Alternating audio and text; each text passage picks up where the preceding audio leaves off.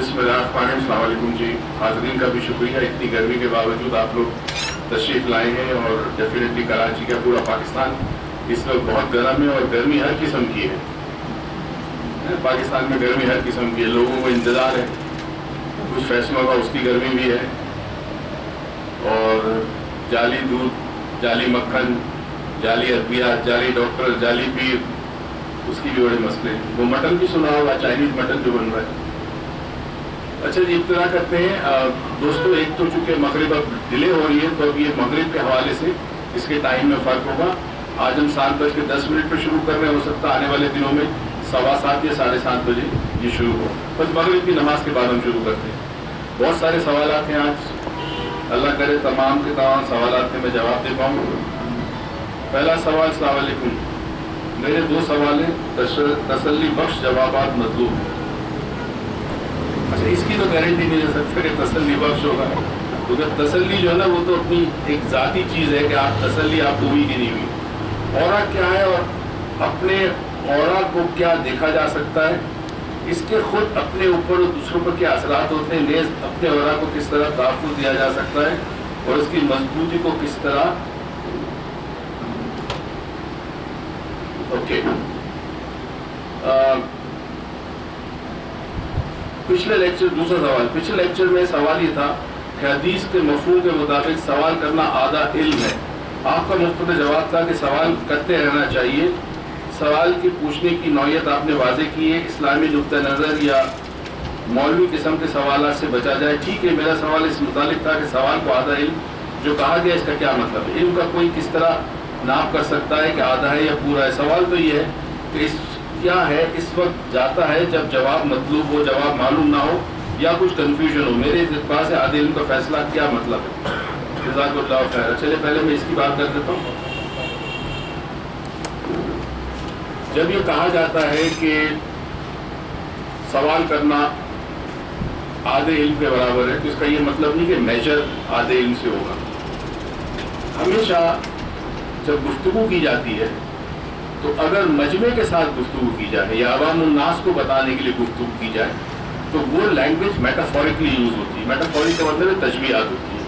اگر میں ایک شخص سے اسپیسیفکلی بات کروں تو میں اس سوال اور جواب میں بڑے فوکسڈ ہوں گے.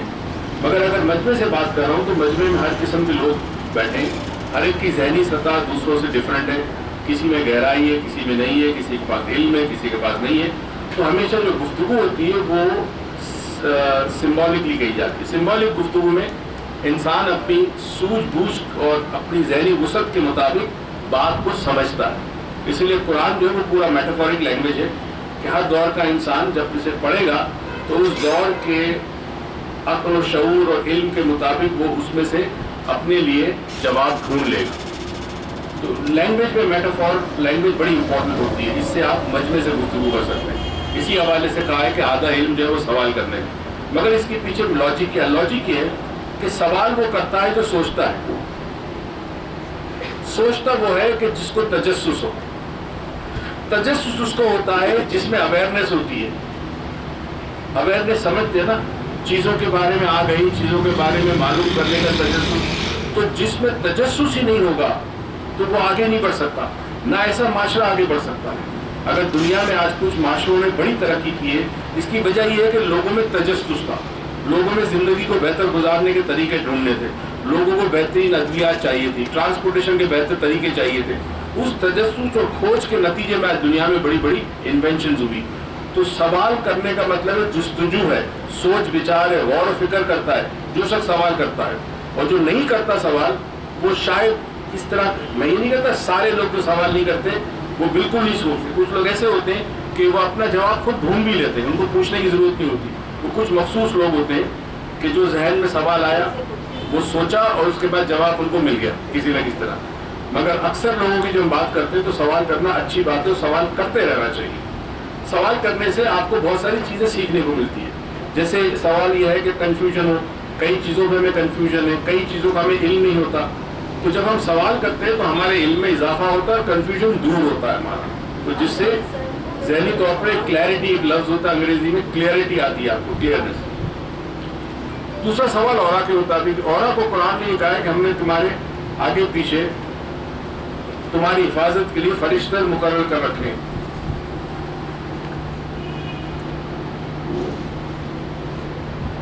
اب یہ فرشتوں سے مراد یہ انسان کے ارد گرد روشنی کا حالہ ہے, نور کا حالہ ہے, جو بھی آپ سمجھتے ہیں. اور یہ حفاظت اس لیے ہے کہ انسان کا یہ جو اورا ہے اس کو بہت ساری چیزوں سے بچاتا ہے, مگر یہ انسان کا اورا انسان کے دماغ کے ساتھ کنیکٹڈ ہے. جو دماغ کی کیفیت اورا ویسے چھوٹا ہو جائے گا, بڑا ہو جائے گا, اس میں رنگ چینج ہوتے ہیں. اچھا, دماغ کی کیفیت کا تعلق سوچ سے ہے, تو جیسی انسان کی سوچ ہوگی ویسا اس کا اورا تبدیل ہوتا جاتا ہے. جب انسان کی سوچ مثبت ہوگی تو اورا بڑا مضبوط ہوگا, بہت بڑا ہوگا.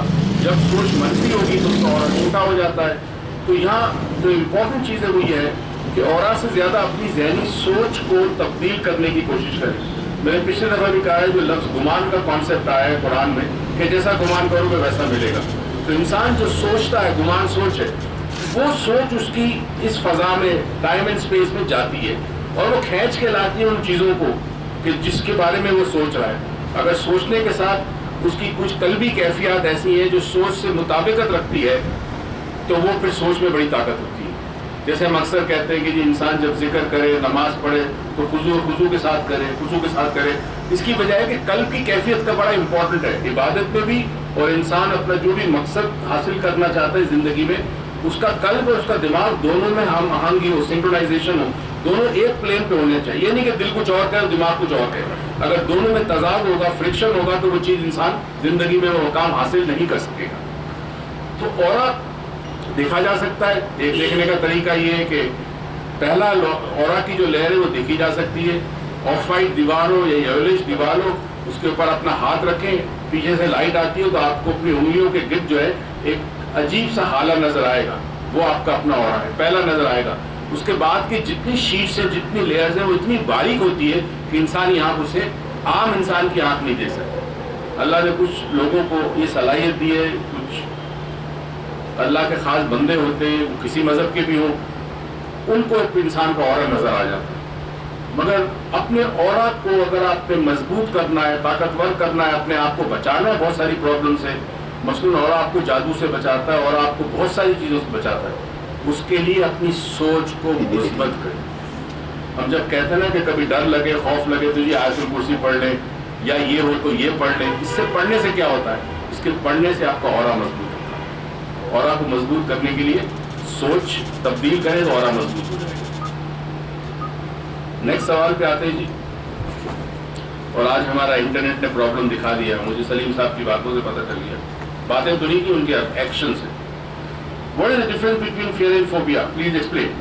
Can parapsychology help in the remedy of phobia? خوف بعض دفعہ آپ کا دوست ہوتا ہے, کئی دفعہ میں کہہ چکا ہوں.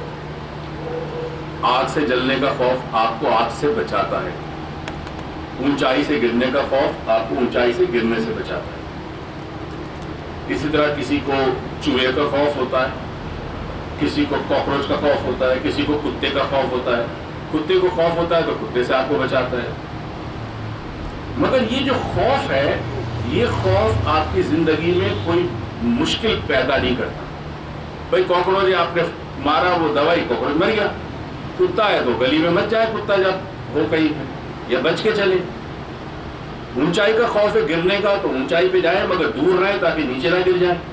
پانی میں ڈوبنے کا خوف اس لیے ہوتا ہے کہ آپ کو تیراکی نہیں آتی. اگر آپ کو تیراکی آتی تو پانی کا خوف چلا گیا. اگر یہ پانی کا خوف نہ ہو اور پانی میں کود جائیں تو ڈوب جائیں گے. مجھے یاد ہے کئی سالوں پہلے DHL کمپنی کو ہم ایک NLP کا ورک شاپ کر رہے تھے, بہت بڑا کراؤڈ تھا ان کا. اس میں ایک بڑی پیاری لڑکی تھی, اس زمانے میں میرے خیال میں HR میں تھی, اب تو ماشاءاللہ ترقی کر کے وہ اپنی کنسلٹنگ کمپنی چلا رہی. اس کا ایک عجیب و غریب پرابلم تھا, اور وہ پرابلم یہ تھا کہ کچھ سالوں پہلے یہ اپنے کزنز وغیرہ سے فیملی پکنک پہ گئے تھے. تو یہ سمندر میں گئے. اب یا تو غلطی سے کسی نے اپنا ہاتھ اس کے سر پہ رکھا, یہ بہت گہرائی میں چلی گئی سمندر میں, خیر کس طرح نکالا, بچ تو گئی, مگر اب خوف پیدا ہو گیا تھا پانی میں جانے کا, ہائیڈروفوبیا. تو میں نے اس کو بٹھایا سامنے اور اس پہ تھوڑا سا کام کیا. اس کو پرابلم گہرائی میں جانے کے ساتھ, یعنی پانی میں گہرائی میں جانے کا خوف تھا کیونکہ وہ گہرائی میں چلی گئی تھی.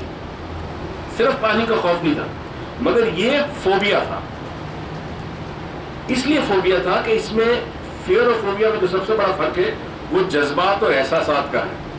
فوبیا جب انسان کو ہوتا ہے تو وہ عقل اور لاجک کو ڈیفائی کرتا ہے. دیکھیں آپ کو اگر اس کا فوبیا ہے, فار ایگزامپل لفٹ کا, کلاسٹروفوبیا ہے, لفٹ کا ہے, چھوٹی جگہوں کا ہے, اور وہ اگر آپ کی زندگی میں کوئی پرابلم نہیں کریٹ کرتا تو ٹھیک ہے, کوئی بات نہیں. مگر کوئی پرابلم کریٹ کرے کہ آپ کی آفس 20ویں منزل پہ اور آپ لفٹ میں نہیں جا سکتے, آپ کو پیدل جانا پڑتا ہے, تو یہ پرابلم ہے آپ کے لیے, تو پھر یہ فوبیا ہوتا ہے. فوبیا میں ایموشنز بڑے اسٹرانگ ہوتے ہیں, اس کو کہتے ہیں فوبک ریسپانس. اگر کسی شخص کو سانپ کا فوبیا ہے اور وہ سانپ کا نام سن لے تو اس کی کیفیت چینج ہوگی. مگر اگر کسی کو سانپ کا خوف ہے, وہ سانپ کی تصویر دیکھ لے, سانپ کا نام سن لے تو اس سے کچھ نہیں ہوگا جب تک سانپ سامنے نہ ہو, وہ بھی قریب نہ ہو. اگر دور سانپ ہے تو اس کو ڈر لگے گا, مگر فوبیا نہیں ہوگا. تو فوبیا میں انسان کا کنٹرول چلا جاتا ہے, ذہنی کنٹرول. وہ چیختا چلا ہوا تو نکلے گا تو وہ بچی ٹھیک ہو گئی. تو یاد ہے ہم ایک دفعہ سنفورٹ میں کر رہے تھے NLP کا ورک شاپ یا ہپنوسس کا تھا, تو ایک خان صاحب آئے تھے پشاور سے, اچھے خاصے امیر آدمی تھے. ان کا جو بیسمنٹ تھا اس میں کسی دن گئے ہوں گے, لائٹ آف ہو گئی ہوگی, کوئی کئی دفعہ آپ کو گیسٹرو انٹسٹائنل ڈس آرڈر ہوتے ہیں, گیس ویس ہوتی ہے, ایسیڈیٹی ہوتی ہے, اس میں ایسی کیفیت ہوتی ہے جسے بھی دل بند ہو جائے گا. کئی دفعہ ایسے ہوتا ہے, ان کے ساتھ ہوا ہوگا. اچھا بہرحال ان کو خوف ہو گیا بند جگہوں کا اور اندھیری جگہوں کا, تو وہ لفٹ میں, سنفورٹ ہوٹل میں لفٹ میں نہیں آتے تھے, سیڑھی چڑھ کے آتے تھے. شکر ہے فرسٹ فلور پہ ہی تھا تو سیڑھی چڑھ کے آتے تھے. پھر آپ لوگ مرد حضرات آگے آ جائیے, خواتین تھوڑا سا آگے آ جائیے, اس کو بچا کے کیمرے کو.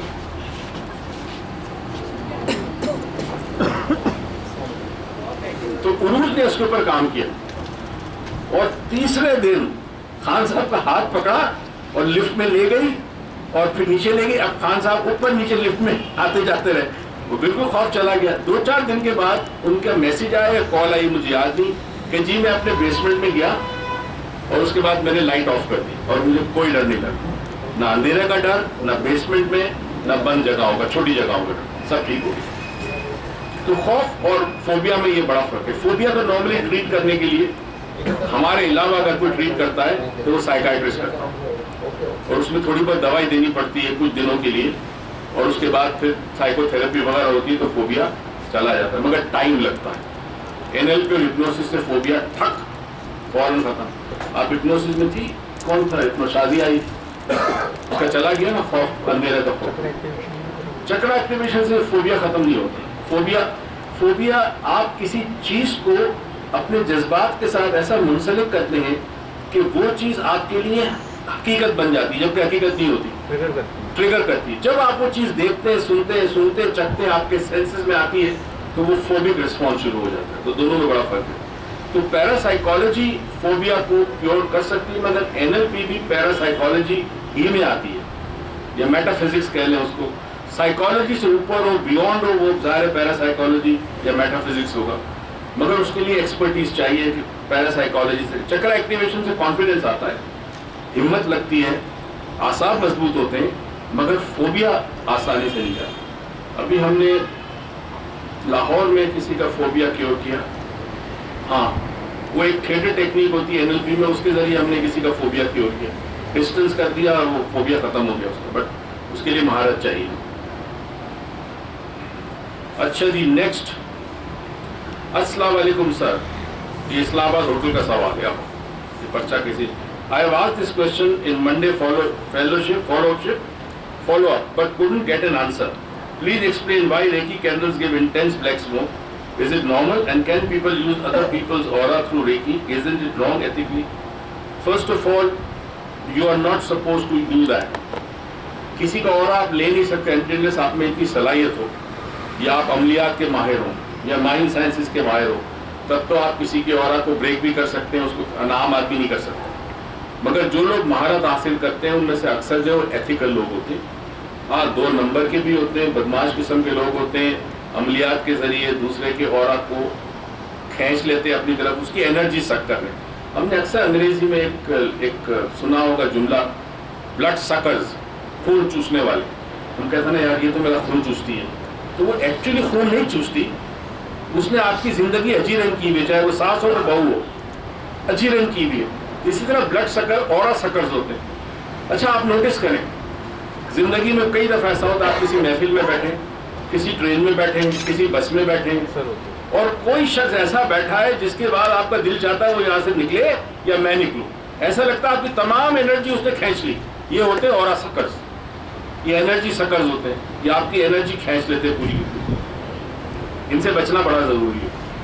دوسری چیز کینڈل بلیک اسموک کیوں دیتی ہے؟ دیکھیں جی جب آپ کینڈل کو چارج کرتے ہیں، جب ریکی کے ذریعے ہم کینڈلز دیتے کس کو ہیں؟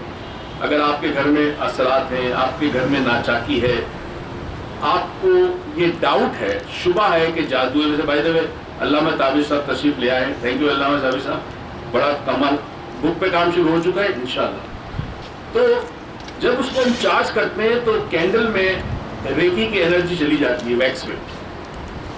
اب وہ انرجی کیا کرتی ہے؟ جو لوگ ریکی سیکھتے ہیں ان کو ہم سکھاتے بھی ہیں لیول 2 میں کہ اگر آپ کو لگے کہ گھر میں ناچاکی ہے، گھر میں برکتیں کم ہو گئی ہیں، گھر کے اندر لڑائی جھگڑے ہیں یا کوئی آسیب کا خطرہ ہے، تو یہ کینڈل ایک ٹیسٹ کے طور پہ لے جائیں.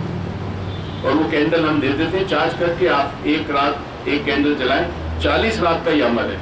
جب یہ کینڈل جلے گی تو صبح موم نہیں بچے گا. اگر کچھ ہوگا تو غائب ہو جائے گا موم، بالکل جیسے کچھ ہوا ہی نہیں. اور اگر بچے تو اس کا مطلب ہے کوئی اوپر کی بات نہیں ہے. 40 دن کی ٹیسٹ کے بعد پھر 40 دن کی علاج کی کینڈل دی جاتی ہے. کیسا اگر آپ کو پتہ چلا کہ اب موم نہیں بچ رہا، ابھی 40 کینڈل لے جائیں اور اس کو جلائیں، اللہ کرے گا آپ کے گھر میں پرابلم سالو ہو جائے گی. اس کینڈل کے بڑے عجیب و غریب ہم نے سنے ہیں واقعات. فار ایگزامپل اولاد نہیں ہوتی تھی، کینڈل جلائی، خاتون پریگننٹ ہو گئی، 8-10 سال کے بعد اولاد کی خوشخبری، مطلب 8 سال اولاد نہیں ہو رہی، کینڈل جلانے شروع کی، پریگننسی ہو گئی. اس طرح کئی پرابلم، لوگوں کے معاشی مسائل تھے، کئی چیزیں تھیں جو سالو ہو گئی. مگر یہ بلیک اسموک دیتی اس وجہ سے شرط یہ کہ چائنیز کینڈل نہ ہو. اس کی کوئی گارنٹی نہیں. عام سی کینڈل پاکستان میں بنتی ہے وہ چارج کریں، اگر کچھ ہوگا تو بلیک اسموک. ایک بلیک اسموک اور دوسرا موم نہ بچنا، یہ دو چیزیں اس بات کی ثبوت ہے کہ کچھ ہے اوپر کا جس کو ہم کہتے ہیں نارملی، اس وجہ سے ہوتا ہے. اس کے علاوہ بھی بعض دفعہ ایسا ہوا ہے کہ یہ کینڈل بجھ جاتی ہے بار بار، تو وہ جو انرجی ریلیز ہوتی ہے جلتے وقت وہ آپ کے گھر میں پھیلتی ہے. تو اگر کوئی اوپر کی چیز ہوتی ہے اس کے ساتھ اس کا تصادم ہوتا ہے. جیسے عملیات والے جب عمل کرتے ہیں تو ظاہر ہے جو جادو ہوتا ہے اس کے ساتھ جنگ کرنی پڑتی ہے. تو یہ ہم صرف اس لیے سکھاتے ہیں آپ کو کہ کسی بھی ایسے معاملات میں جہاں پہ کوئی ایسی چیز ہو جو آپ ڈیل نہیں کر سکتے، دیکھیں نا عملیات کے ماہر آپ نہیں ہیں، اس کے لیے بڑی آپ کو احتیاط رکھنی پڑتی ہے، اپنے کے حساب باندھنا پڑتا ہے ایسے عمل کرنے سے پہلے. تو کینڈل چارج کر کے آپ کسی کو دے دیں، وہ جلائے تاکہ وہ جو پرابلم ہو آپ تک نہ پہنچے. اس لیے کینڈل آپ کو سکھایا جاتا ہے کہ آپ کسی اور کو کینڈل دے دیں. نیکسٹ سوال جی. ہاں وہ بھی بہت دفعہ ایسا ہوا ہے. ڈاکٹر صاحب مجھے غصہ بہت آتا ہے، اسے کنٹرول کرنے کے لیے بتایا. عمر 53 سال، 40 سال کے بعد تو سب کچھ کم ہونا شروع ہو جاتا ہے، صبر کم ہو جاتا ہے، اور پھر 53 سال تو ماشاءاللہ ماشاءاللہ بڑی اچھی عمر ہے. اچھا غصے کی دو وجوہات، ایک اطراف کا ماحول، سوشل ایشوز، دوسرا کوئی برین میں کیمیکل کا امبیلنس یا کوئی اور مینٹل کنڈیشن ایسی یا جسمانی بیماری کی جس میں غصہ آتا ہے. فار ایگزامپل آج ایک میرا دوست مجھے یاد آ رہا ہے، پتہ نہیں آپ لوگ، حفیظ منصوری، اللہ اس کے درجات بلند کرے، بڑا ریمارکیبل آدمی تھا. بڑا ایک لمحے میں سامنے کوئی آئے اس کو پہچان لے کہ آدمی کیسا، اتنا کمال کا لڑکا تھا. کئی سال تک ہمارے پاس آتا رہا، ساری چیزیں سیکھی. اس کو غصہ بہت آتا، یعنی جنون جس کو کہتے ہیں، جنون. ایک تو وہ غصہ ہوتا ہے نا کہ آپ آیا ریشنل غصہ ہوتا ہے کہ تم نے ایک چیز ایسی کیوں کی، تم نے فرش صاف نہیں کیا، وہ غصہ الگ ہے. مگر ایک جنونی کیفیت جب طاری ہو جائے انسان پہ، توڑ پھوڑ کرے، مار دھار کرنے لگے، گالی گلوچ برتنے لگے، اپنا ذہنی توازن وقتی طور پہ کھو بیٹھے، اسے جنون کہتے ہیں. انگریزی میں ریج کہتے ہیں اسے. تو اسے ریج آتا تھا. اچھا سگریٹ وہ اتنی پیتا تھا کہ ایک سگریٹ جب ختم ہونے والی ہوتی تھی تو دوسری اس سے سلگا کے وہ پیتا تھا، یعنی 4 پیکٹ دن میں پیتا تھا، 80 سگریٹ. اچھا مگر کمال یہ تھا کہ رمضان کے روزے پورے رکھتا تھا. یعنی روزے، گرمی کے روزے بھی اتنے لمبے روزے وہ پورے رکھتا تھا. شام کو 4 ساڑھے 4 بجے افطار سے 2-2.5 گھنٹے پہلے، بہت بڑا کام تھا اس کا، وہ اپنی گاڑی لیتا. اس نے کہیں پہ کانٹریکٹ کیا ہوا تھا کہ روز 100 یا 200 افطار کے باکسز بنا کے وہ کمپنی اس کو دیتی تھی، یا ہوٹل دیتی تھی، یا ریسٹورینٹ تھی، یا کوئی بیکری تھی جو دیتی تھی. 100-200 4 ساڑھے 4 بجے جاتا، وہاں سے سارے خریدتا اور اپنی گاڑی میں نکلتا. جیسے جیسے گھر کی طرف جاتا، راستے میں جتنی جگہیں آتی جہاں پہ افطاری کے لوگ کھڑے ہوتے تھے وہ سب کو وہ افطاری دیتا تھا پورے رمضان میں کرتا. کمالات. غصے کی وجہ کئی دفعہ معلوم میں نے کہ مجھے سمجھ نہیں آئی. میں سمجھتا تھا اس کا بلڈ پریشر ہائی رہتا ہے. ایک دن پتہ چلا کہ جی اس کو ہاسپٹل لے گئے اور اس کے برین میں ٹیومر نکلا ہے. اس کے سر میں درد بھی رہتا تھا. اب وہ ٹیومر کی انہوں نے نکالا، اس کو سخت کیا ٹیوب ڈال کے، مگر ساتھ ساتھ نرو ڈیمیج ہو گئی، تو ایک سائڈ اس کی پوری پیرالائز ہو گئی. اتنا باہمت آدمی، اتنا نڈر آدمی، آپ سوچ نہیں سکتے، اس کی ایک سائڈ پیرالائز ہو گئی. اس سے کی اصل وجہ ٹیومر نہیں تھا، اس سے پہلے ڈائبٹک تھا. تو شوگر لیول جیسے اوپر نیچے سپائک کرتا، غصہ اس کو آتا تھا بڑا شدید. اب وہ شخص جو اتنا نڈر، اتنا جرأت مند، اتنا بہادر، خود اپنے کام کرنے والا، اس کا جب ایک سائڈ پورا فالج میں چلا گیا، اب وہ اس کی ذہنی کیفیت کیا ہوگی؟ اس کو غصہ اور آنے لگا، کیونکہ اب غصے کی وجہ کچھ اور تھی. پہلے شوگر کا پرابلم تھا، پھر ٹیومر نکلا. اب غصے کی وجہ لاچاری، مجبوری، بیچارگی. اب وہ محتاج تھا کہ وہ خود چل نہیں سکتا تھا، کوئی اور تو اس کو چلائے، وہ ویل چیئر میں ہوتا تھا.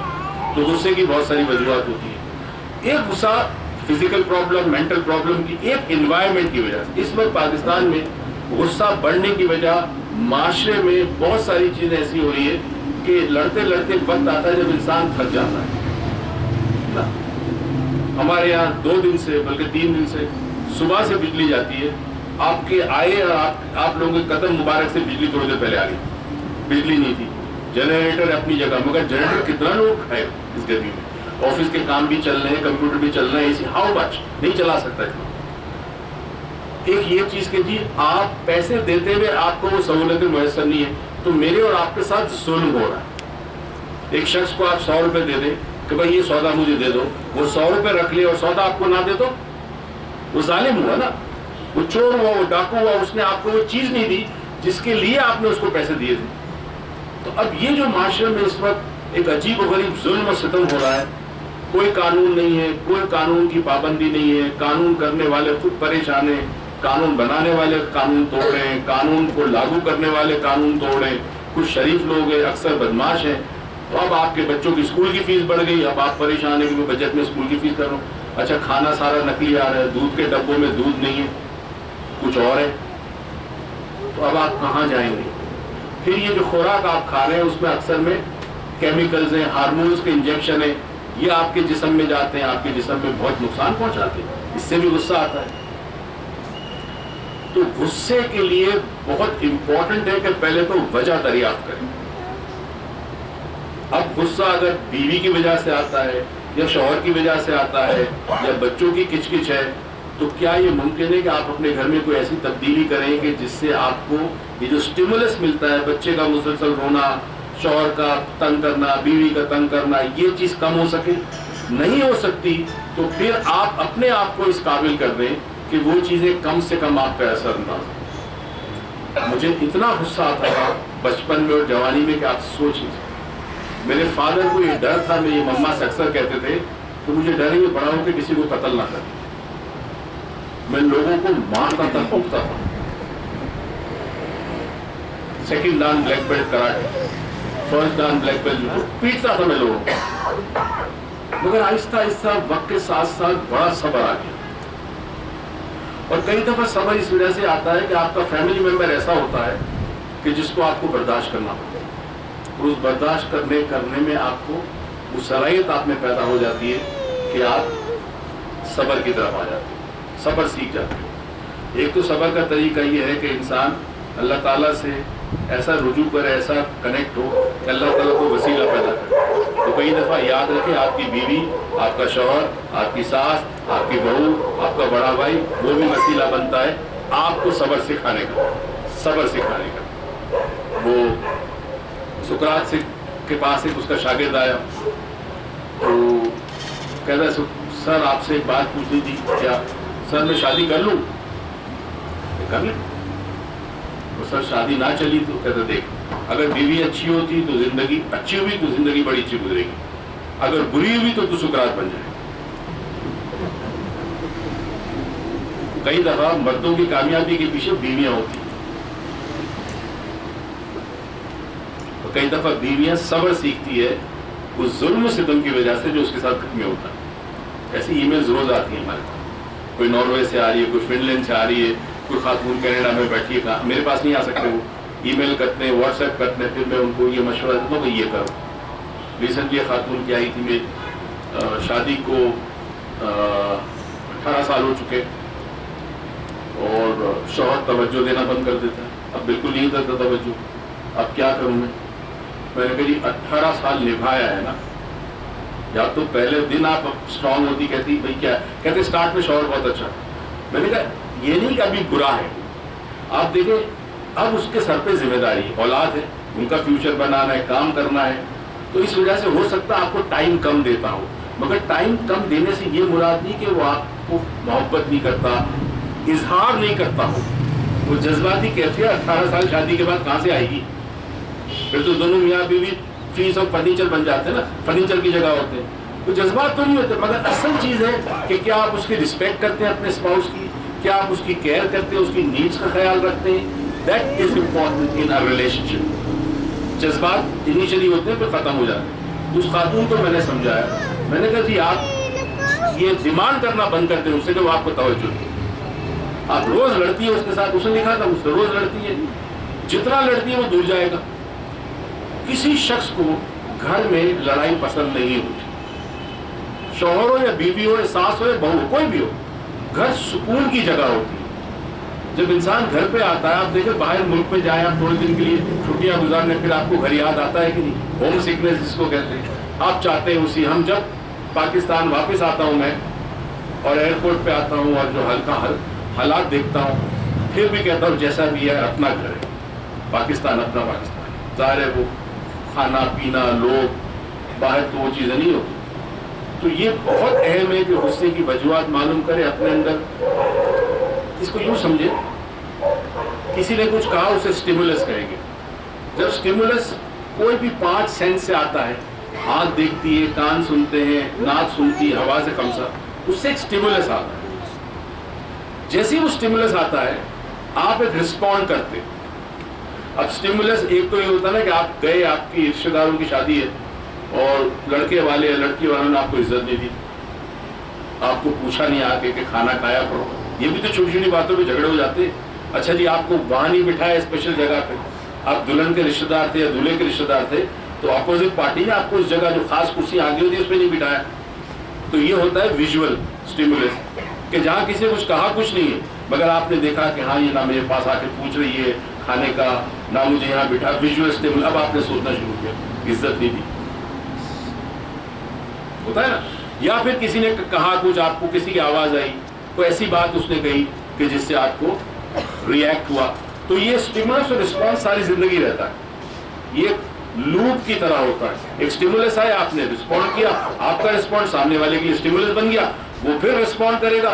तो ये लूप होता है, एक सर्कल होता है जिसके अंदर सारी जिंदगी हम फंसे रहते हैं। इससे निकलना कमाल है। अगर निकल गए तो आपने सामने वाले शख्स को, एक लफ्ज यूज नहीं करना चाहता, काबू में कर लिया, मगर हम जो लफ्ज यूज करते हैं वो उसको मुतासिर किया पॉजिटिवली, आपका रिश्ता बेहतर हो जाएगा। तो ये जो साइकिल है स्टिमुलस और रिस्पॉन्स का, इसको समझे। एक शख्स रात को घर आता है और लेट आया, अब वो लेट आएगा तो उसका एक पर्टिकुलर डायलॉग होगा जो पता नहीं कितनी दफा वो बोला होगा उसको। बेगम ने देखा, बेगम ने कहा अच्छा इस वक्त आते हो, ख्याल नहीं, बच्चे भी सो गए, ध्यान नहीं देते, तवज्जो नहीं देते, टाइम नहीं देते। ये बेगम ने कहा। अब ये स्टिमुलस था जो इस शख्स को मिला, इसका रिस्पॉन्स क्या होगा? तुम लोगों के लिए तो करता हूँ, सारी मेहनत बच्चों के लिए करता हूँ। अब ये इसका रिस्पॉन्स, ये रिस्पॉन्स बीवी के लिए स्टिमुलस बन गया। اب بیوی جب سنے گی کہ تمہارے لیے کرتا ہوں یہ کرتا ہوں، اب وہ رسپونڈ کرے گی.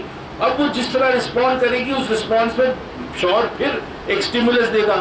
تو یہ دونوں اس لوپ میں، لوپ سمجھتے نا، لوپ کے اندر رہتے ہیں، باہر نہیں نکل سکتے. اب ان میں سے ایک آدمی اپنا رسپانس چینج کر دے. مثلا بیوی چیخی چلائی جب آپ لیٹ گھر پہ پہنچے تو آپ نے کہا میں کتنا خوش نصیب ہوں کہ مجھے تم جیسی بیوی ملی ہے جو اس وقت بھی رات کو میرا انتظار کر رہی ہے کہ میں گھر پہ آؤں. فوراً اس کا رسپانس چینج ہو جائے گا. مگر ہم کہتے ہیں کہ ہم اپنی غلطی کا دفاع کرتے ہیں، ہم ڈیفینسو ہوتے ہیں، اگریسو ہوتے ہیں. ہم مانتے نہیں کہ ہم غلط ہیں، اور کیا چیز کس وقت کہنی چاہیے یہ کمال ہے. کمیونیکیشن سکلز کا یہ کمال ہے کہ کون سی چیز کس وقت کہنی چاہیے. آپ نے صحیح چیز غلط وقت پہ کہہ دی، اس کی ویلیو ختم. تو جب موقع ہو اس وقت کہنے کا، اس سے پہلے نہیں. تو انسانی رشتوں میں بڑا امپورٹنٹ ہے کہ آپ دوسرے شخص کے ذہن کو سمجھتے ہوئے اس کے ساتھ کمیونیکیٹ کریں. اس کا ذہن کیسا ہے، کس قسم کی سوچ ہے. کئی ہسبینڈ ایسے ہیں شادی کو 10 سال ہو گئے، 12 سال ہو گئے، 15 سال ہو گئے، بیگم کی تعریف ہی نہیں کرتے. بیگم پرانی نہیں ہوتی، بیگم ویسی کی ویسی رہتی ہے. تو یار ذرا تعریف کر دو اس کی، اس کے کھانے کی تعریف کر دو. کبھی اس کی تعریف، آپ گھر سے باہر چلے گئے، وہ گرمی میں بیٹھی ہے، بچوں کے لیے کھانا، آپ کے لیے کھانا بنا رہی ہے. پھر صفائی ماسی آتی ہے، صفائی ڈپینڈنگ اپون سوشل اسٹیٹس کے آپ کا ماسی یا خود کام کرتے ہو.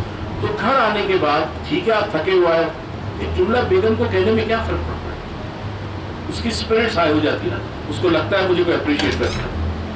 ہر انسان کا سب سے بڑا مسئلہ ہے اٹینشن، توجہ. ہر انسان کو توجہ، اس چھوٹے بچی کو بھی توجہ چاہیے. نہ دے ماں توجہ، یہ روئے گی. وہ روتی اس لیے کہ اس کو توجہ چاہیے، ماں میرے پاس آئے. ہر انسان اب توجہ حاصل کرنے کے عجیب و غریب طریقے ہم نے سیکھ لیے. کوئی رو کے کرتا ہے، کوئی ڈانٹ کے کرتا ہے، کوئی پھینک کے کرتا ہے، کوئی ناراضگی شو کرتا ہے، کوئی چپ ہو جاتا ہے، کوئی بات نہیں کرتا.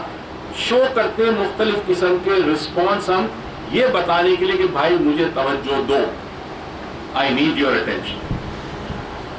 تو غصہ حرام ہے.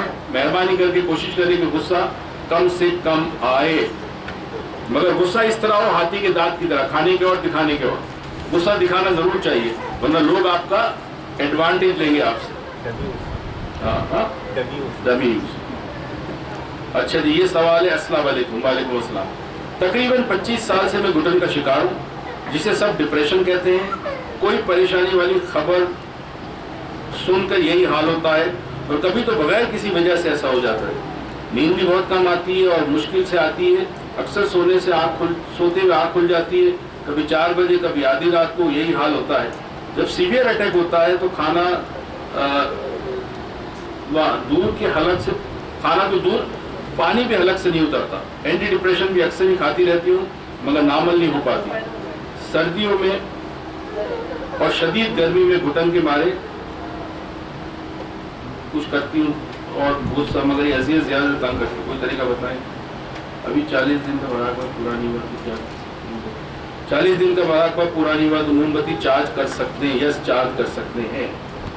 اچھا جی، یہ جو کنڈیشن ہے یہ سائیکائٹرک ٹریٹمنٹ چاہیے اس کے لیے پراپر، اور ساتھ ساتھ یا تو اب یہ خاتون پاکستان کراچی میں نہیں رہتی، باہر سے آئی ہے، تو وہاں پہ کوئی کمپیٹنٹ سائیکائٹرسٹ جو کہ علاج کے ساتھ ساتھ کاؤنسلنگ کے سیشن بھی دے، یہ ضروری ہے. اصل میں ہوتا یہ ہے کہ جب کوئی ڈس آرڈر ہو جائے، یہ ڈپریشن ڈس آرڈر والا ہے، تو پھر کچھ عرصے کے لیے دوائی دینا ضروری ہے.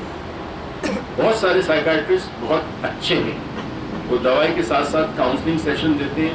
6 مہینے، سال کے بعد آہستہ آہستہ دوائی کم ہوتے ہوتے سائیکائٹرسٹ دوائی بند کر دیتا ہے. بندہ اپنے پیروں پہ خود اٹھ جاتا ہے، یعنی پھر زندگی میں واپس آتا ہے اور زندگی جینا شروع کرتا ہے. مگر بہت سارے سائیکائٹرسٹ یہ نہیں کرتے. وہ یہ کرتے ہیں کہ آپ کو دوائی پہ ڈالتے ہیں، ہر مہینے گئے، پھر دوائی دے دی، پھر دے دی. سال 2-3 سال کے بعد کوئی کاؤنسلنگ نہیں، صرف دوائی. اس سے آپ عادی ہو جاتے ہیں دوائی کے، پھر دوائی نہیں چھوٹ سکتی آپ. اب خدا جانے، ہم اچھا گمان کرتے ہیں مگر سنا ہے، سب نہیں، اکثر کہہ رہا ہوں، سب ڈاکٹر نہیں، بہت سارے ایسے ڈاکٹر ہیں جو بہت اچھے ہیں. کل ہم عروج کے ساتھ گئے تھے آغا خان، اس کے کچھ ٹیسٹ کروانے تھے, ڈاکٹر تھے بڑے اچھے. وہ شخص جب آ کے بیٹھا, پہلے تو 1 گھنٹہ میں ویٹ کرنا پڑا. پہلے اس کا اسسٹنٹ آیا, اس اسسٹنٹ کو کمیونیکیشن سکلز ہی نہ ہے, اس کو بات کرنا ہی نہ ہے. اب میں عروج بیٹھے ہوئے, مجھے بھی غصہ آ رہا تھا, اس کو بھی آ رہا تھا. مجھے پتا ہے کہ میں نے اپنا غصہ شو نہیں کرنا, کیونکہ عروج کا غصہ جو ہے وہ بڑھ جائے گا اگر میں نے غصہ شو کیا. تو میں چپ چاپ بیٹھا رہا, اس شخص کی بے وقوفانہ حرکتوں کو برداشت کرتا رہا. اتنا بڑا ہاسپٹل ہے پاکستان کا, اس کے اندر ایک ڈاکٹر ہے, ظاہر ہے نیا ڈاکٹر ہوگا, وہ اس کو کمیونیکیشن, عروج ایک بات کہہ رہی ہے, وہ پروسیس نہیں کر رہا, وہ کیا کہہ رہی ہے, پروسیس نہیں کر پا رہا. پر اچھا ہوا کہ 1 گھنٹے کے بعد جب ایکچوئل جو فزیشین آیا, وہ اتنا اچھے اخلاق کا آدمی, اتنا اچھا آدمی, وہ سارا ہمارا غصہ ختم ہو گیا. اس نے 10 منٹ بات کی ہم سے. جو جونیئر تھا وہ ٹیسٹ لکھ رہا تھا, اس نے کہا یہ ٹیسٹ غلط ہے, اس سے کوئی فائدہ نہیں ہوگا. اب آپ کو پتا ہے ٹیسٹ لکھے جائے گا تو لیبارٹری چلے گی. اس نے کئی ٹیسٹ کاٹے, اس نے کہا اس کی کوئی ضرورت نہیں, اس کی کوئی ضرورت نہیں. اور اس کے اخلاق وہ اتنا اچھا انسان تھا, اور اتنا اچھا تھا اس کا. ہم وہاں سے نکلے بڑے مطمئن ہو کے. 10 منٹ کے اندر اس شخص نے ہمیں اتنی اچھی فیلنگ دی کہ میں بتا نہیں سکتا. مگر کچھ ڈاکٹر ایسے ہوتے ہیں کہ جو آپ کے ساتھ ایسے ہوتے ہیں جیسے آپ انسان نہیں ہیں یا وہ انسان نہیں ہے. وہ آپ کے جذبات کو نہیں سمجھتے, وہ آپ کی بیماری کو سارا علاج کرتے ہیں, مگر انسان کی بیماری اس کے جذبات کے ساتھ منسلک ہوتی ہے. یعنی وہ چلتا پھرتا ایک ہیومن بینگ ہے, انسان ہے. اگر وہ بیمار ہے تو اگر آپ تھوڑی دیر سلام دعا کریں, السلام علیکم کیا حال چال ہے, اتنا کہیں گھر میں سب ٹھیک ہے یہ کیا, اب آپ کا ریپو بلڈ اپ ہو گیا, ایک رشتہ بن گیا, ایک تعلق بن گیا. اب آپ اس تعلق سے اس سے بات کریں, دوائی دیں چاہے 5 منٹ دے کے 10 منٹ, اس سے فرق نہیں پڑتا. اصل چیز ہے ریپو بلڈ اپ کرنا. اکثر ڈاکٹر بالکل ڈیٹیچڈ ہوتے ہیں, وہ ریپو بلڈ اپ نہیں کرتے. ان میں سے کچھ ڈاکٹر ہوتے ہیں جو دوائی پہ ڈال دیتے ہیں اور پھر سنا ہے کہ کمیشن ملتے ہیں. سب ڈاکٹرز کی بات نہیں کر رہا, ہوتے ہوں گے ایسے. میرے چھوٹے بھائی وہ گیسٹرو انٹرولوجسٹ تھے, بڑے سینئر, بڑے نیک آدمی تھے, ہے ابھی بھی لنڈن میں ہے. وہ بتایا کرتے تھے کہ جی کبھی میڈیکل ریپ آتے ہیں, سر فلاں جگہ ٹور ہو رہا, آپ کو لے جاتے ہیں, سر یہ نیا LED ہے LCD ہے آپ کے لیے لا دیں, he would not take any. ایسا ڈاکٹر ہوتا ہے وہ پھر مسیحا ہوتا ہے. تو اس کا جو خاتون نے بھیجا ہے, مجھے پلیز آپ نے اپنے شہر میں اچھا کمپیٹنٹ سائیکائٹرسٹ کے پاس جانا ہوگا اور دوائی کے ساتھ ساتھ کاؤنسلنگ یا سائیکو تھراپی بھی لینی ہوگی. ایک ڈپریشن اگین ماحول کی وجہ سے ہوتا ہے, ایک برین میں امبیلنس ہو جاتا ہے نیورو ٹرانسمیٹر کا, جس سے آدمی ڈپریس رہتا ہے. مگر آج کل ہو یہ رہا ہے کہ آپ کے گھر سے باہر اور گھر کے جو حالات ہیں وہ اتنے زیادہ اثر انداز ہو رہے ہیں کہ آپ کو پھر کیمیکل امبیلنس ہو رہا ہے. یہ حقیقت ہے. جس قسم کے پروگرام آپ ٹی وی پہ دیکھتے ہیں, بریکنگ نیوز, ہر 2 منٹ میں بریکنگ نیوز, اور یہ ہو گیا اور وہ ہو گیا اور پتہ نہیں کیا ہو گیا, خدا جانے کی, اور پھر بھی لوگ چی رہے. وہ ایک صاحب ہے, وہ آتے ہیں ٹی وی پہ, وہ تو ایسا لگتا ہے کہ وہ یہ کہہ رہے کہ کل پاکستان گیا. وہ ہائپ کریٹ کرتا ہے, وہ تو اینکر کو بولنے ہی نہیں دیتا, اتنا خود بولتا. دوسرا آپ کو غصہ آتا ہے, 4 سیاستدان بیٹھے ہیں ٹی وی پہ لڑ رہے ہیں, آپ کو مزہ آتا ہے, WWE ریسلنگ ہوتی نا ویسی ہے, باہر نکل کے سب ایک دوسرے کے ساتھ بیٹھ کے چائے پی, سب ایک دوسرے کے دوست ہیں, کیونکہ وہی وہ اس پارٹی میں تھا, کوئی ایسے پہلے آج اس پارٹی میں آ کے پھر کہیں اور شفٹ ہو جائے گا. اور میں اور آپ ہے نا, ہمارے جذبات سے کھیلا جاتا ہے. میڈیا ایک بہت نیگیٹو رول پلے کرتا ہے. میں نے کئی دفعہ ان سے کہا, میں نے کہا ایک کام کرو, ٹاک شوز ہو, پولیٹیکل ٹاک شوز ہو, کسی پولیٹیشین کو نہ بلاؤ, سب کو کہہ دو نہیں, آپ کسی ڈاکٹر کو بلاؤ, کسی ہاؤس وائف کو بلاؤ, کسی اور کو بلاؤ, ان سے پوچھے اس کے خیال میں صورتحال پولیٹیکلی کیا ہے. مگر ایسے پروگرام کی ریٹنگ ہی نہیں آئے گی, اور ریٹنگ نہیں آئے گی تو پیسہ نہیں آئے گا, پیسہ نہیں آئے گا تو چینل چلے گا کیسے, ان کی بھی مجبوری ہے مالکان کی. مجھے بتایا سے کچھ سال پہلے ایک پروگرام آتا تھا ٹی وی پہ, نیلام گھر, یاد ہے, ابھی بھی آتا ہے. اس نیلام گھر میں کیا طارق عزیز کا نیلام گھر میں آپ سوال کے جواب دیں, آپ کی جنرل نالج, اس کے اوپر آپ کو انعام ملتا ہے. کون بنے گا کروڑ پتی, یہ بیسکلی ایک انگلش پروگرام تھا جس کو انڈیا نے لیا, اسٹار نے, اور انہوں نے کون بنے گا, who wants to be a millionaire, یہ نام تھا اس پروگرام کا. اس میں کیا ہوتا تھا, ہاٹ سیٹ پہ بیٹھے, اب آپ کی ذہنی صلاحیت, آپ کی جنرل نالج, آپ کی خود اعتمادی, اور آپ نے جواب دیا اور آپ جیتے اگر آپ کے پاس نالج ہے. وہ ایرا ختم ہو گیا پاکستان. اب ایرا یہ ہے کہ آپ کتنی جلدی تربوز کھا لیتے ہیں, کتنی مرتبہ آپ پش اپس لگا لیتے ہیں, آپ کیا کر سکتے ہیں پھونڈی حرکت, اور جو کرے گا اس کو ملے گا انعام. تو مجھے بتائیے پھر قوم علم کی طرف کیوں جائے گی؟ آج کے یہ بچے جو دیکھ رہے ہیں پروگرام, یہ جنرل نالج کی کتاب پڑھیں گے نہیں پڑھیں گے؟ مجھے تو یہ دیکھنا ہے کہ میں اتنی جلدی تربوز کھا لوں, اتنے رسگلے کھا جاؤں جلدی سے تو مجھے انعام مل جائے گا. تو وہ کیا پریکٹس کرے گا؟ تو علم اس معاشرے سے دور ہوتا گیا, اور جب معاشرے سے علم دور ہو جائے تو علم والے بھی معاشرے میں کہیں چھپ گئے اور آسانی سے دستیاب نہیں ہے, کیونکہ ان کی کوئی ویلیو نہیں کرتا. وہ ایک بڑا مشہور ان کا قصہ تھا, اشفاق احمد صاحب کا, وہ لکھتے ہیں, وہ شاید جرمنی میں تھا یا یورپ کے کسی شہر میں تھا, اور ان کا کوئی گاڑی کا چالان ہو گیا. کورٹ نے بلایا ان کو چالان, اب وہ کورٹ میں داخل ہوئے, سب بیٹھے ہوئے تھے. تو اس سے پوچھا کہ تم کیا کرتے ہو؟ اس نے کہا میں ایک استاد ہوں. تمام حاضرین کھڑے ہو گئے انکلوڈنگ دا جج. یعنی استاد کی اتنی ویلیو کہ پورا کورٹ روم کھڑا ہو گیا اس کے استقبال کے لیے, اور انہوں نے معمولی سی کر کے اس کو دے دی. ایک اور کیس تھا کئی سال پہلے امریکہ کے کورٹ میں ہوا کہ ایک آدمی کو لایا گیا اور اس سے پوچھا گیا, پولیس نے بتایا کہ اس نے چوری کی, بریڈ ڈبل روٹی اس نے بیک دی تھی, چوری کی, پیسے نہیں تھے.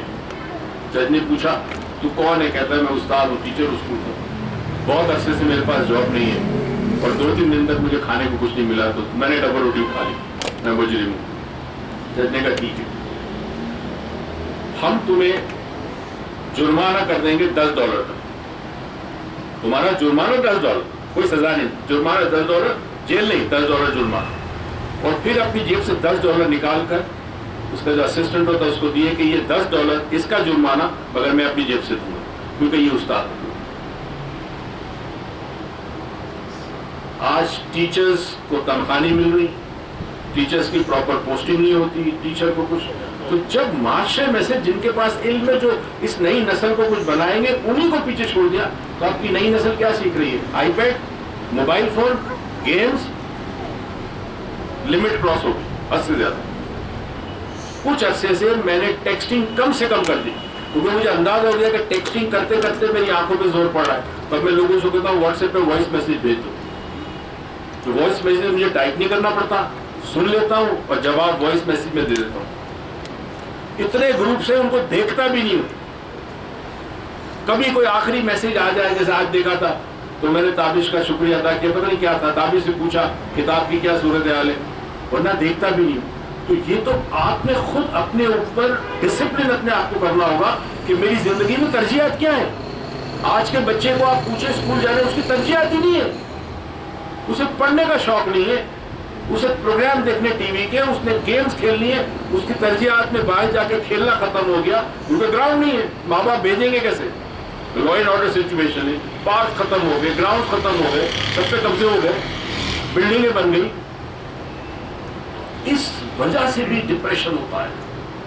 آپ کا ماحول, اور دیکھیں ہر انسان جو ہے وہ ہم کہتے ہیں وہ معاشرے کی بائی پروڈکٹ ہوتی ہے. جیسا معاشرہ ویسا شخص.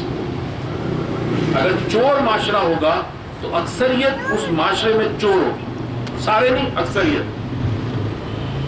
اگر شریف معاشرہ ہوگا تو اکثریت شریف لوگوں کی ہوگی. ویسے تو اللہ کا ایک نظام ہے بیلنس کرنا گڈ اینڈ بیڈ کو, تو اچھے سے اچھے معاشرے میں بھی برے لوگ ملیں گے اور برے سے برے معاشرے میں بھی آپ کو اچھے لوگ ملیں گے. یہ بیلنس بڑا ضروری ہے کائنات میں. تو کوشش کیجئے کہ اپنے گھروں میں کم سے کم تبدیلی کریں. دیکھیں ٹی وی, ڈیفینیٹلی دیکھیں, پولیٹیکل پروگرام دیکھنا ہے دیکھیں, اس کے بعد کچھ اور چیز بھی دیکھیں. اپنے بچوں کے ساتھ, بیوی کے ساتھ, شوہر کے ساتھ, گھر والوں کے ساتھ, والدین کے ساتھ تھوڑا ٹائم دیں. وہ وقت ہوتا تھا شام کو 8 بجے سب کھانے پہ بیٹھتے تھے, ایک چینل ہوتا تھا, ایک ٹی وی ہوتا تھا, ڈرامہ سب بیٹھ کے دیکھتے تھے. آج آپ کو نہیں پتا آپ کے بچے کے ہاتھ پہ موبائل فون ہے, وہ کیا دیکھ رہا ہے یوٹیوب پہ, کیا آپ کو نہیں پتا. اب وہ بچے دور ہوتے گئے. کل میں اور روز کھانا کھانے گئے تھے, مجھے بالکل ناپسند ہے کہ کھانا کھائے, میں اور روز کھانا کھایا, کوئی ہمارے ساتھ ہو, لوگ اپنے موبائل فون پہ لگے ہوئے, پھر بیٹھنے کا فائدہ کیا؟ تو خیر سکون سے کل میں نے عروج نے کھانا کھایا, موبائل نہیں یوز کیا. یہ چیز آپ نے اپنے اوپر لاگو کرنی ہوگی. سب کچھ ہاتھ سے نکل جائے. نئی نسل کیا کرے گی؟ کیا کرے گی؟ جعلی ڈگریاں, ایگزام کے اندر چیٹنگ, 300 روپے کا سالٹ پیپر مل رہا تھا, ابھی سندھ میں کئی جگہ ہوا, ٹی وی پہ آیا تھا, اور جس نے پیسے کے بعد پیسے نہیں تھے استاد نے کلاس روم سے باہر نکال دیا کہ 300 روپے دے. استاد بھی چوروں میں آ گیا. اب اسے پوچھے تو کہے جی گزارا نہیں ہوتا. Somewhere it has to end. اور وہ آپ شروع کریں اپنے گھر سے, دیٹس اٹ. کسی اور کی فکر چھوڑیں. کسی کے پاس نئی گاڑی آ گئی, کوئی رشوت لیتا ہے, جو لینا, آپ دیکھیں آپ کی ویلیوز کیا ہے اور زندگی میں آپ کی ترجیحات کیا ہے. That's it. ہم کچھ انٹرنیٹ کے سوال آج کوشش کریں کچھ نپٹا سکے, بہت اس میں بڑی لمبی لائن لگ گئی. ایک سوال ہے السلام علیکم, یہ رومن میں ہے. آئی وانٹ ٹو آسک کہ جب انگلش سے شروع کیا شفٹ ہوا اردو میں, جب انسان کو پورا یقین ہو کہ اب سب کچھ اچھا ہو جائے گا اور اچانک سے بالکل اپوزٹ ہو جائے تو ایسے یقین کا کیا فائدہ؟ And one more question, English. I've seen many times that we should do deep breathing to get out of depression, anxiety, stress. But here the question is, can all these things solve our problem? Surely not. تو پھر کیا فائدہ؟ Interesting سوال. کئی دفعہ جب آپ کہتے ہیں کہ مجھے یقین ہے کہ یہ چیز ایسی ہوگی, وہ آپ کا یقین نہیں ہوتا, وہ آپ کی ذرینہ خواہش ہوتی ہے, وشفل تھنکنگ ہوتی ہے.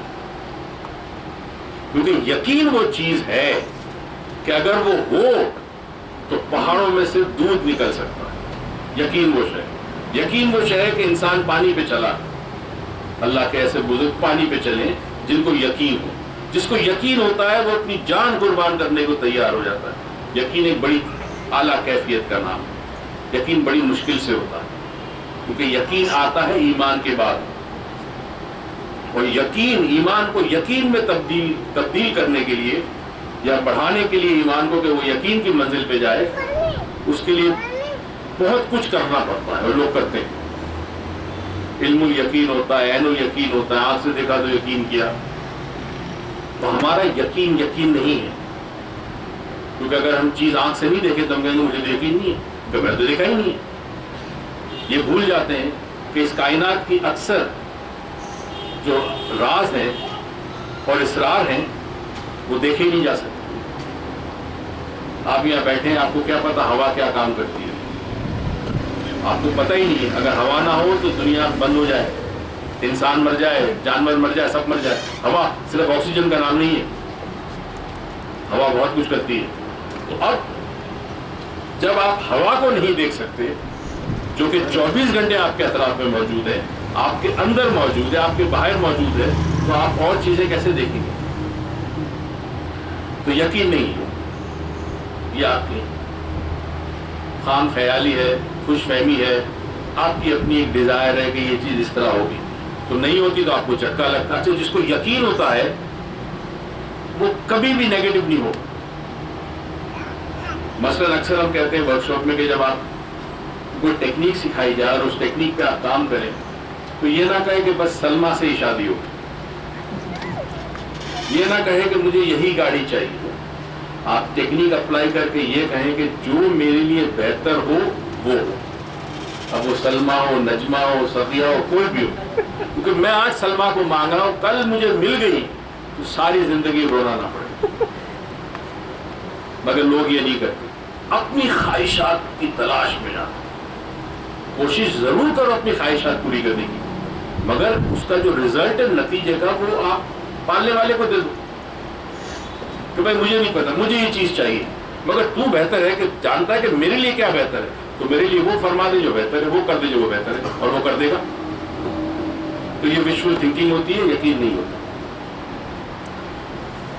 اچھا جی, خاتون نے وہ بلیک میجک کا لکھا ہے کینڈل کا, اس کا جواب میں نے دے دیا. انہوں نے پوچھا اس کے پیچھے فلسفہ کیا ہے. بی بی پہلے تو آپ آئے یہاں پہ 2-3 سال ہمارے ساتھ گزاریں, कुछ सीखें, फिर हम आपको फलसफा बताएंगे।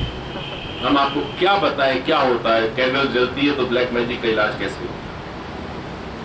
ये कहती है कि लोग जो मोमबत्ती जलाते हैं, नाइटमेयर्स उनको आते हैं, डरावने ख्वाब आते हैं। वो डरावने ख्वाब सबको नहीं आते, जिनके घर में असरात होते हैं उनको कुछ दिनों तक डरावने ख्वाब आते हैं, सबको नहीं आते। अच्छा जी, एक बड़ा अच्छा सलाम सर जी। कोई चीज जब मुझे बहुत प्यारी लग रही होती है तो पता चलता है वो चीज का नुकसान हो गया है, वो चीज का नुकसान है। क्या इस चीज को मेरी मर्जी, मेरी नजर लग जाती है? बहुत बार ऐसा हुआ है, तो मुझे क्या करना चाहिए कि किसी का नुकसान ना हो? अच्छा, इस सवाल में भी हम परसों पहले समझाते थे ये बात कि हमें बहुत सारी चीजें अच्छी लगती है, मगर जरूरी कि वो हमारे लिए अच्छी हो। करेले का जूस कोई पीना नहीं चाहेगा, मगर डायबिटिक के लिए बहुत अच्छी है, डायबिटीज जिसको है। तो जो हमें अच्छी लगती है वो जरूरी नहीं कि हमारे लिए अच्छी हो। तो हमेशा मांगनी वो चीज चाहिए जो हमारे लिए अच्छी है, हमारे लिए बेहतर हो। मगर क्या करें, हजारों ख्वाहिशात ऐसी कर ख्वाहिश पे दम निकले। ये इंसान की ख्वाहिशें उसे कहाँ ले जाती है। ख्वाहिशें रखो, बिकॉज ख्वाहिशों से जिंदगी का ताल्लुक है, मगर इतनी ना रखो कि ख्वाहिशात के गुलाम हो जाओ। हजरत अली का बड़ा खूबसूरत कॉल इस वक्त याद आ रहा है कि तुम दुनिया में रहो, दुनिया तुम्हारे अंदर ना रहे। हमारे अंदर ये ख्वाहिशात कितनी आ जाती है कि फिर इसी के पीछे भागते भागते हम वही चीज मांगते हैं जो हमें अच्छी लगती है, और वो जरूरी नहीं कि अच्छी हो। मसलन कई लोगों को गोश्त बड़ा पसंद है, बीफ स्टेक बड़े लोग शौक से खाते हैं, मगर जरूरी नहीं कि बीफ आपके लिए अच्छा हो। आपको कोलेस्ट्रॉल हाई है, ब्लड प्रेशर आपको हाई रहता है, यूरिक एसिड आपका हाई है, तो आपके लिए बीफ नुकसानदेह। और बिलखुसूस वो बीफ जो आज के दौर में दिया जा रहा है, वो जमाने में थी कि जब गाड़ी आनी थी लोग पैदल चलते जाते थे, है ना, मेहनत मुशक्कत करते थे। इवन जो दुकानदार थी वो चल के जाता था अपनी दुकान तक। फिर वो गाय जो है वो घास खाती थी, उसका दूध साफ सुथरा, कोई हार्मोन का इंजेक्शन नहीं लगता था, कोई केमिकल नहीं लगता था। किराना दे बच्चा सामान से। अब आपकी एक्टिविटी खत्म हो गई, आप घर से निकलते, गाड़ी में बैठे, मोटरसाइकिल में बैठे, टैक्सी में बैठे, बस में बैठे, पहुंच गए वहां से, फिर आपको तो आपकी वर्जिश खत्म हो गई, वो जो जिस्म में चलने का था निजाम वो सारा खत्म हो गया। इसलिए अगर कोई चीज आपके लिए नुकसानदेह और आपको अच्छी लगती है तो ये चॉइस आपकी है कि उसे आप अपनाना चाहोगे, उसे लेना चाहोगे, उसे खरीदना चाहोगे, उसे खाना या पीना चाहोगे, उसे ओढ़ना चाहोगे कि नहीं। बहुत सारी चीजें हम अच्छी लगती है। ये जो मिठाइयाँ आपको नजर आती है, कभी आप बूफे में जाएं होटल में और लंच या ब्रंच या डिनर पे, तो आपको पता ना डिशें रखी होती बूफे में, फिर साथ एक डेजर्ट कॉर्नर होता है, इवन शादियों में भी होता है। अब वो सारी मिठाइयाँ जो मुख्तलिफ रंगों की, मुख्तलिफ शक्लों की रखी होती है, उसमें एक चीज कॉमन है, वो है शुगर, चीनी। अब वो शेप जैसा भी हो, कलर जैसा भी हो, बनाई अलग तरीके से, सब में एक चीज कॉमन है, शुगर। और शुगर पॉइजन है, पॉइजन है शुगर। इतना नुकसान करता है कि आप सोच नहीं सकते। तो अब देखते हैं, कलर्स को देखते हैं। आपने देखा डेजर्ट्स कैसे खूबसूरत कलर्स के, गुलाब जामुन का अलग कलर, पेस्ट्रीज के 10 किस्म की वैरायटी, उसके अलग अलग कलर्स होते हैं, क्रीम अलग अलग कलर की होती है। कितने लोग हैं कि वहां फ्रूट जाके फ्रूट सैलेड लेंगे, बहुत कम। अब ये चीजें जो आपके सामने जो बहुत अच्छी लगती है, आपके लिए अच्छी नहीं है। तो ये फैसला आपने करना है कि अच्छी चीज और अच्छी लगने वाली चीज में बड़ा फर्क है। ठीक है जी, मेरे ख्याल में हो गई टाइम सही। कल से NLP शुरू हो रहा है कराची में, 1-1:30 बजे शुरू होगा पर्ल कॉन्टिनेंटल होटल में। जो लोग ज्वाइन करना चाहते हैं ज्वाइन करें, साल में 1 दफा होता है। और अगली जुमेरात मुलाकात करेंगे। हम यहाँ कोशिश कर रहे हैं कि पंखे हम ऐसे लगाएं कि जिससे आवाज ज्यादा ना हो। आपको तो मेरी आवाज आएगी क्योंकि लाउड स्पीकर है, मगर ये जो फेसबुक पे लोग देख रहे हैं उनको लाउड स्पीकर की आवाज से ज्यादा पंखों की आवाज ना करें। मगर आज मेरे ख्याल में हमें बेहतर था ना, कोई प्रॉब्लम नहीं हुआ गर्मी का। ये छोटे पंखे चल रहे हैं, हवा घूम रही है यहाँ पर। तो बस इस दुआ के साथ कि परवरदिगार जिंदगी में बेतहाशा खुशियाँ दे, توفیق دے کے خوشیاں دوسروں میں بانٹے. اگلی جمعرات ملاقات ہوگی. پاکستان پائندہ.